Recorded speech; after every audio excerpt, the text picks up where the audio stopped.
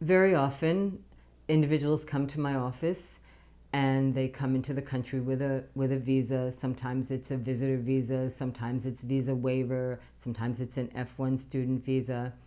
And one question that I get asked very frequently when someone comes in on the visa waiver, in fact, just last week, someone came into my office. He was from Spain, and he said, I'm here on the Visa Waiver Program.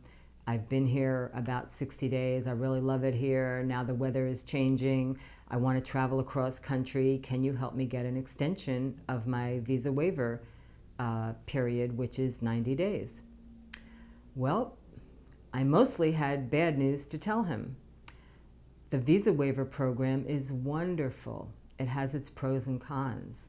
The pro is that somebody doesn't have to go to the US Embassy and apply for a visa. So it's quick, it's not expensive, there's no chance of getting rejected for a visitor visa. Pretty much most people, if you don't have a criminal record or a prior overstay record, can come and go for up to 90 days as long as you show the round-trip ticket at the airport and have sufficient money on you, et cetera, et cetera. It's a wonderful program. I believe about 38 programs are enrolled in the Visa Waiver Program. So the major plus is you don't have to go to the embassy. It's wonderful.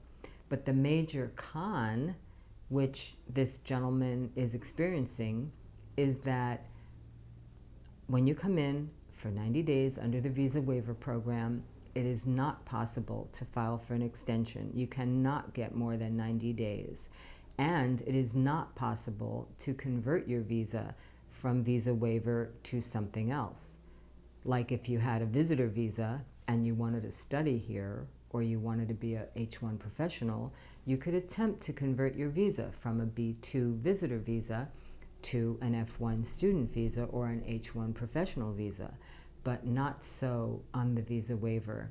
Once you come in on the 90-day visa waiver visa, you get your 90 days, and that's it. The only exception that I know of is if it happens that down the road you might marry a U.S. citizen, there are ways to interview here in the U.S. for your green card. But that's a very limited exception.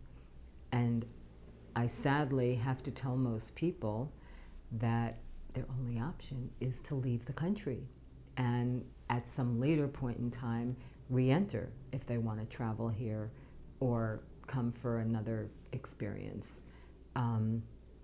Also, if people know in advance that they want to spend more than 90 days here, then they shouldn't enter on the visa waiver. They should go to the U.S. Embassy in their home country and submit proof of what their plan is, whether it's, staying for family holidays or cross-country travel or something like that, and they will apply for a visitor visa at the U.S. Embassy, which is stamped into their passport. And when someone enters the U.S. with a visitor visa, then it's possible to remain here and to get an I-94 authorization to stay here for up to 6 months.